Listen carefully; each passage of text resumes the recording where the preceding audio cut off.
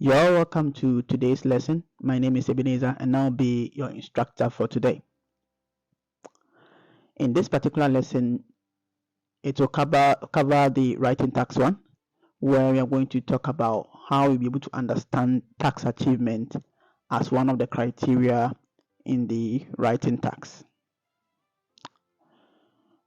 As the lesson goes today, we are going to learn some of the common mistakes that prevent students from achieving the tax in the tax one question. So it's very important because you cannot solve a problem without knowing where the cause of the problem is and also what actual solution that you need to give. So throughout the lesson, we will be looking at some of the common things or the common problems that are very necessary for you to not outlook. Okay, so don't overlook those stuff, and it's very important for you to pay attention to it because those are the things that actually prevent you from getting the tax that you need or the score that you need. The reason that we're going to explore into these mistakes is because they actually prevent you from getting the band score that you need. You need a band 7 and above. So you need to understand the problem and also know the mistakes that are there so that you don't fall trap in it. Now, the first problem that students actually face when they are solving or preparing for the writing tax one question is that they are not able to get the right reference materials that are needed. All right, they're not able to get the right reference materials that are needed for them to prepare for the exam. And when you use when you use a wrong material, when you use wrong materials for your practice, what will happen is that it will lead you to a lot of misunderstanding of what the actual test look like, and even prevent you from knowing the intent, right, behind that particular exam. All right, so there is a reason the IELTS exam was published in the first place, and there is a reason the exam had been set for you to answer those questions. So when you prepare wrongly, it actually prevents you from knowing the actual intent and even being able to solve the question rightly. A lot of people think that writing tax one is just about describing infographics, right?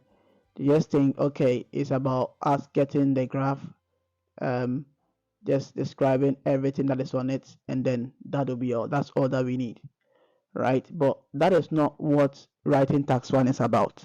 All right, it's not only just about knowing the digits on it and trying to tell us that this is where it is, this is where it is. No, that is not exactly what a writing tax one IELTS is about.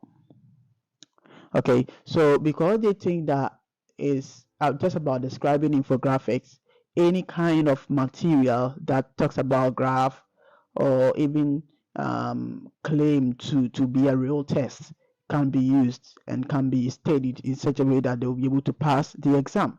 So you'll find a lot of students who use material that are having very difficult questions, a lot of technical questions, that they use in order to think that they are actually solving the question. But if you look at an actual test, if you look at the actual IELTS test, you find out that the test does not confuse you. It's not there to confuse you. So it's not confusing, and also it does not require a lot of technical knowledge. You don't need to be an engineer to know how to solve question in IELTS when it comes to knowing the process of how a particular machine works. You don't have to be an engineer to know it. You don't have to be a geographer to know how to describe a map. Okay, and you don't have to be a mathematician to know how to talk about a particular bar graph, pie chart, or any of those graphs that deals with numbers. So the real IELTS test does not require a technical knowledge. You don't have to. So if you find some of these questions, some of the questions actually are really technical, a lot of complicated things within it. So you find out that students struggle to solve it, and they become confused about the right way to deal with things, and that is why it will reduce your tendency of getting the right band score within the test because you are preparing wrongly. If you take the actual test will help you to use the skill that you need to show in the test. All right. So you find out that whatever that the actual test is having will help you to actually utilize, okay, to compel you to utilize those kind of skill that they want you to show in the test. All right. And let me tell you this, you'll never find an actual IELTS test like what they will bring to the text exam. You will not find them online. All right. So you don't find an actual IELTS paper online. Everything you are seeing online is the idea of the examiners and also other tutors who have been learning and knowing how these things go, that brings them online. Okay, so what I'm trying to say here is that it's not everything that you see around online, that is actually how the IELTS exam is. Okay, so don't get confused and don't be using raw materials when you are preparing for the exam. All right, when you are preparing for the exam, try to find out very good material that is going to help you to be able to get the band score that you need. Now, if you take the difference between the writing tax 1 and writing tax 2, this is what actually differentiates the writing tax 1 from the writing tax 2. If you are dealing with the writing tax 2, all right, if you are dealing with writing tax 2, the writing tax 2 is there to help you respond, okay, to in the writing tax 2, you're actually writing in response to everyday question. All right, so you are writing in response to everyday questions in life. Okay, you are writing in response to everyday question in life. But when it comes to the writing tax 1, the examiner, on the other hand, is expecting you to achieve some particular tax which is being measured within the question. So they have given you some few tasks that you need to actually meet within the question. So that is how the writing tax 1 and 2 is. So the tax 2 is there to respond to questions of everyday life, where the tax 1 is given to you for you to achieve some marks or some measures within the question. When you take the tax 1 question, you are given set of duties to perform. As you see here, after you have read the main question, when you finish reading the main question, which is talking about the graph that you're going to deal with, the examiner will tell you to summarize the information by selecting and reporting the main features and make comparisons where relevant. Okay, so it will tell you to summarize the information by selecting and reporting the main features and make comparisons where relevant. This is different from listing information. Take note of it. Right? It tells you to summarize the information by selecting and reporting the main features and make comparisons where relevant. And this is different from just listing the information that you see. So if you have a graph and you are dealing with it, in IELTS, you are not expecting you to write about every single thing that you see on the graph. Okay, so it's not the same as to look at the information on a graph and list all of them. Okay, so you have to assess the question and know the right things to use. So if you look at the tax, it tells you to summarize the information by selecting and reporting the main features and make comparisons where relevant. and make comparisons where relevant. All right, so the examiner is not asking you to tell them everything that you see on the graph, but they are emphasizing that you should summarize what you see, and also you should talk about the obvious point on the graph, and finally you should compare them where necessary. Okay, so you should compare when necessary. So it's not every single thing that you should be comparing. I've seen several questions or I'd say writing of students that they try to compare just because they have been wrongly taught that they should make comparisons in their test. So every single part has to be a comparison. All right, so when you overuse them, we have a particular part of the test that talks about mechanization, all right, or overuse of a particular thing. So you have to make sure that you are using it relevantly. It has to be relevant. You have to make sure that what you are actually comparing is necessary that you should do so. Okay, so it's important to assess every part of the question before you deal with it. But first of all, you should know that writing tax 1, in writing tax 1, you have set of tasks to deal with. That is in tax achievement. You have set of orders given to you that you should perform. And 1 is to summarize the information. 2, select and report on the main features. And 3, to make comparisons where relevant. So all these are very important that you should look at them.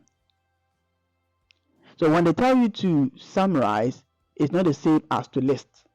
If they tell you to select and report, it's not the same as to list the information.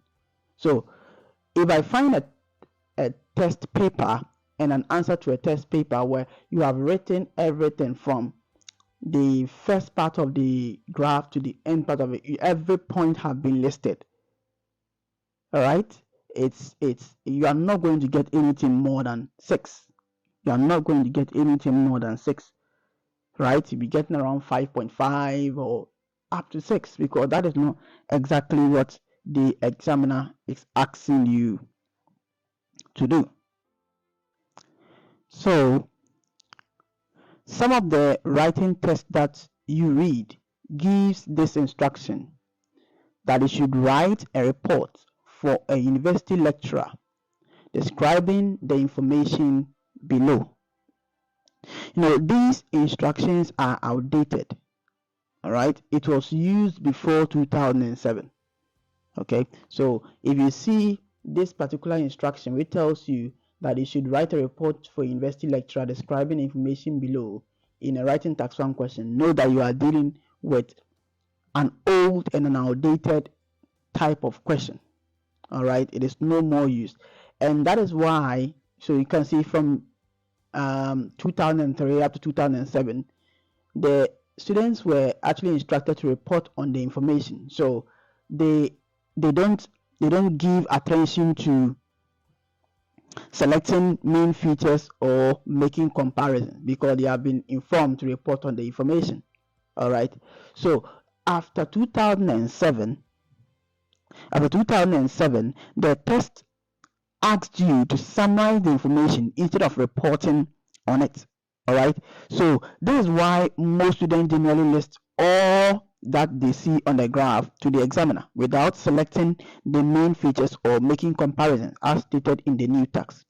So it's important that you use right materials when you are solving the questions, and note that if you are using a wrong one to prepare, it will affect you when you are writing the exam. Now, the second problem that students mostly face is to know how to select main features, or it's about selecting main features. All right, when we talk about selecting main features, it's very important, very, very important, because it's required for you to achieve your task. When we talk about selecting, we mean you are sorting out, or you are to sift out something. Okay, so that means that it's not all the point that is needed to be noted or written in the essay. You have to know the main points in the graph which should be reported. And that's what you are expected to find out and also talk about in your essay. If all that you do is to write about every single point on the graph, then you are writing an essay lower than band 6. Okay? Lower than band 6. So look at the difference between the band 6 and band 7 using the descriptors. So these are the descriptors that is in the writing tax 1 question. So if you look at the band 7, it tells you that you are covering the requirement for the tax. So band 7 essays covers the requirements for the tax, while band 6 essay addresses the requirement of the tax. So band 7 covers the requirement for the tax, while band 6 addresses the requirement for the tax. So as you can see, you only reach a band 7 in the tax achievement if you are able to cover the requirement of the tax. So covering the requirement means that you are summarizing the information, you are selecting and reporting the main features, and you are making comparisons where relevant. And band 6 is just for you to address the requirement. Okay, so the difference between the covering and the addressing is that the addressing actually opens up. All right, so these are the tags. All right, and this is what I'm going to talk about. So it just opens up minimally, but with the covering, it touches on it and it expresses on it. So you express on it, you understand it, and also you cover every part of the tax, and that's how you're going to get a band 7. All right, so the band 6 just address the tax, while the band 7 covers every part of the tax. So it's very important for you to know the difference between the band 6 and band 7, and why just listing everything out and trying to touch on it in a short form or in a very as a surface. Okay, so you just touching the surface of the tax and then you think that's all. No, you have to make sure you show that you have fully covered every part of the tax. And we will delve much into this, like with questions, so you know what the difference between covering the tax and also addressing the tax.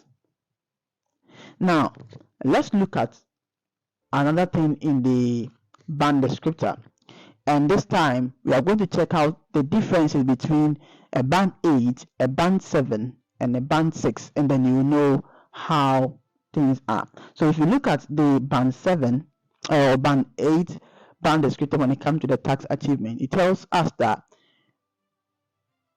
the essay will present, highlight, and illustrate key features clearly and appropriately. Okay, so it will present it, it will highlight it, illustrate those key features clearly and in an appropriate manner. All right, and then if you take the band 7, it will present a clear overview. So this is why overview is really, really, really important. All right, so learning how to write an overview of the main trends, of differences when it comes to map, and also on stages when it comes to process diagram, you have to be able to show a very clear overview when it comes to the writing tax 1 essay. And if you are not able to do that, that means that you're going to get less than a band 7. All right, so secondly, it gives a it clearly presents and highlight key features but could do more. So in band 7, the difference between the band 7 and band 8 when it comes to the tax achievement is that yes, you're able to show the key features, but you can do more about it. You presented it, you highlighted it, but you could have illustrated better when it comes to the band 7. That is what it means. But the band 8 means that the person highlighted, he presented, and also illustrated everything. And these are key vocabularies that need to be understood when you are dealing with the tax achievement. But when it comes to the band 6, it tells us that the essay will present an overview. All right, so it will just present an overview. So there is a difference. sometimes you look at a particular overview and it only touch on one side. All right, but the band 7 will cover every part of it for you to know that, okay, this is how the overview looks like. And also it tells us that the band 6, the essay will present an adequate highlight. All right, so it will present and adequately highlight the key features, but details may be irrelevant, inappropriate, and inaccurate. So these three terms is the one that determines a band 6 and a band 7 when it comes to the key features. All right, so you can see in the tax achievement, it's three things that is involved. One, achieving the tax. Secondly, overview. And third, key features. All right, the final one is the conclusion, but we will deal with that one. Sorry, it's correct. Conclusion is not found in writing tax 1. So the band 6 have this, said they present the overview with information appropriately selected, and then also present and adequately highlight key features, but details may be irrelevant, inappropriate, and inaccurate. So these are the three terms that actually differentiates a band 6 from a band 7. When you give key features where the details might be irrelevant, right, or inappropriate, it shouldn't actually be there, right? Irrelevant means that it was not necessary. All right, inappropriate means that it shouldn't have been there in the first place. All right, so, and then inaccurate means that you did it wrongly. Okay, so when you give wrong or inappropriate or irrelevant information when it comes to the writing tax 1, then you are going to get a band 6. All right, so it's important for you to check all these when you are dealing with your band score. All right, so let's see if we can just summarize everything. So in summary, if you want to get a band 7, you need to select the main features.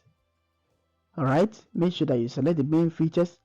You present the main features and highlight the key features within it. So you present and highlight it, that is to showcase it. You're able to let a person see it clear that these are the key features that have been done, and also show comparisons where relevant. All right, you need to also present a clear overview of the main trend, the differences, and also the stages.